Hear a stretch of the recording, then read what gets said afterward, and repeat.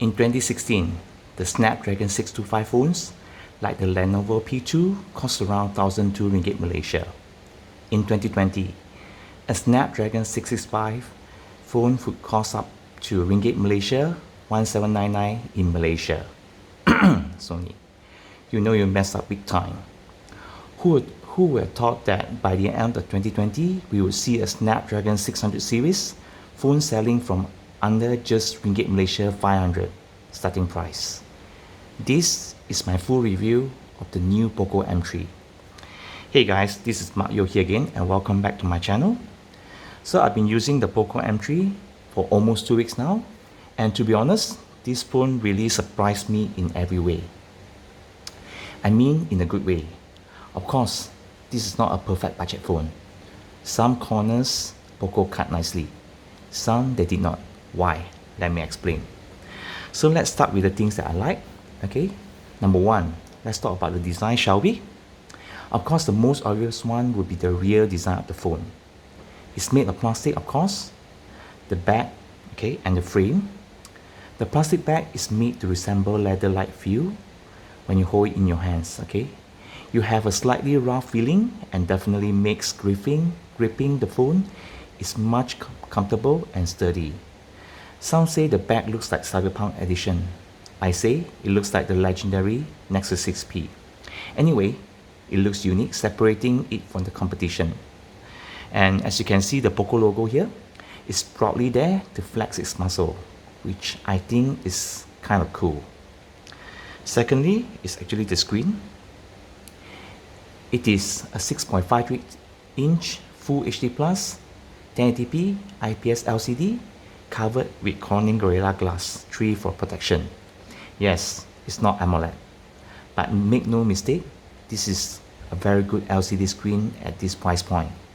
The colors are punchy, okay, the viewing angles are good, okay, and usually at this price, other brands will just give HD 720p screen, but Poco managed to squeeze it in 1080p screen, which I really appreciate very much. Next is actually the dual speaker setup, okay, one at the top here and one at the bottom here. Again, for entry-level phone, this is my very first time seeing dual speakers capability. These two speakers are good ones also. Loudness is definitely above average, with a little bit of bass depending on the songs that you listen to. At maximum volume, also you hardly hear any distortion.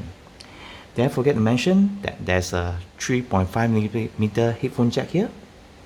Yes, this tiny hole has become a rare breed nowadays, but I'm glad that it's available in this phone. So you guys can check it out, my video on the speaker test and the screen test, which I did last week, okay, which I'll put in the description below. And number 4, the performance of the Snapdragon 662, okay. Scrolling up and down, okay, left, right, apps opening has been very smooth for a phone with 60Hz refresh rate. The only time I felt a bit stuttered, okay, when I scroll to the left, okay, and you can feel that there's a slight delay there. But other than that, day-to-day use is actually fine. You have to remember that this is a phone positioned as entry-level pricing, but with a mid-range chipset. So I've received 2 firmware updates for the past 2 weeks, which actually improve the overall stability and smoothness. So far, I've had no problem with the phone. Gaming? Yes. Light gaming is not a problem at all. Temple Run, Subway Surfer, Candy Crush, no problem. And for graphic-intensive games like Asphalt 9, it's still playable at lower setting. And for PUBG, it runs well on this phone, although the graphic settings still limited to smooth, high, or balance. Okay, but I have confidence that the firmware updates in the future will actually enhance the performance of the Snapdragon 662. So you guys can check it out, the Poco M3 gaming performance test video that I did 2 days ago at the description below. Number 5 is actually the battery life. Okay, 6,000 mAh battery on a budget phone. I only started seeing this trend in the end of 2020 for entry-level device. With 4G voice over LTE on all the time, no Wi-Fi, I could easily get screen on time 10 to 12 hours with 2.5 days battery life. Of course, no gaming. And this might vary from a person to a person, but the battery life would definitely blow you away. Okay, next, connectivity. One thing I must compliment Poco is that, okay, voice over LTE was actually enabled out of the box after I put in my Digi SIM card. There was no need to key in code whatsoever. So easy for users who are first time new to Poco phone. Maybe I was lucky? You guys tell me. So this phone actually supports Wi-Fi 2.4 and 5 GHz, something that most entry-level phones lack of still.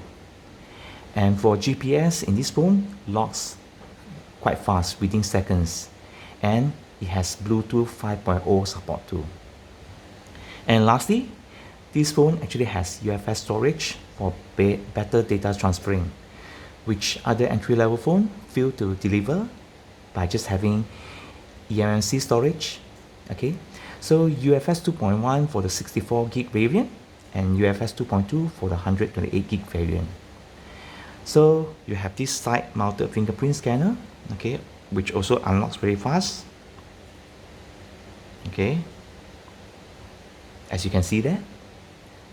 And you have other features like IR blaster, FM radio, okay, and you can use this phone to actually reverse charge other phone also. And can you see that there's a slot here? You can actually use 2 SIM cards and a micro SD on this phone at the same time. Okay, and the micro SD can actually support up to 512 GB. Awesome. Of course, at this price point, Poco had to cut some corners also.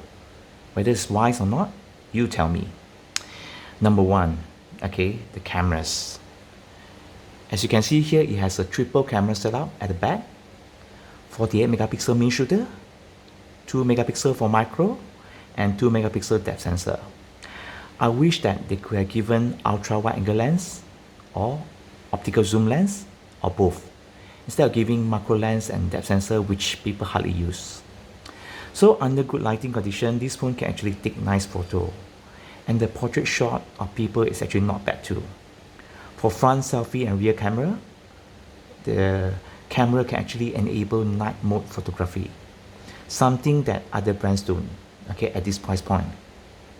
Although the night shots are acceptable, with noise can be seen. So I hope the Poco can actually improve the night shot via further future updates.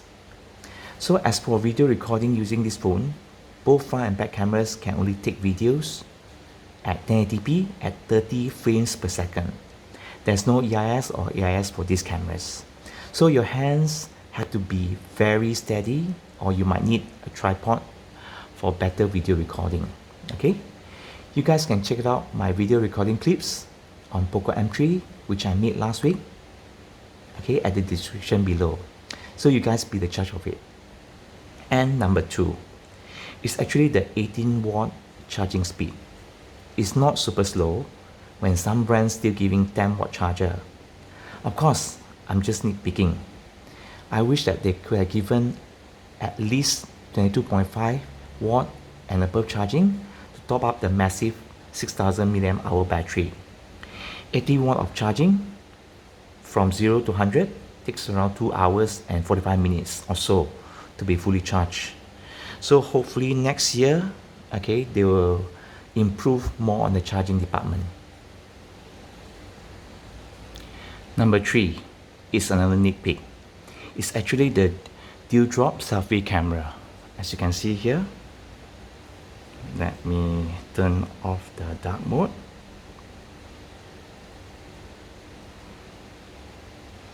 Okay, as you can see here, I wish that they could have gone for the punch hole selfie camera, which is actually more 2020 trend. So the dewdrop selfie camera looks so 2019. Although it has just been a year difference, but to me the design looked a bit dated. Okay, of course it's just me. I'm sure that most people won't really mind about the design. There are still some bezel here and there, okay, especially at the chin here. Again, this is just nitpicking after coming from so many flagship phones and mid-range phones this year. Hope so Poco can make it better next year. Yep, so this is all for my full review of the new value budget king. Despite some of the things that I don't like, my compliment to Poco for still being able to pull this off at the end of 2020. By the way, the special 100 ringgit discount price for Poco M3 is back again on the 12/12 sales this week. So check out the purchase link at my description below. So any of you guys using this phone already? Anyone planning to buy? Let me know in the comments below. Again, thank you so much for the great support. Please like, share and subscribe to my channel if you appreciate my work. Take care and stay safe. Peace.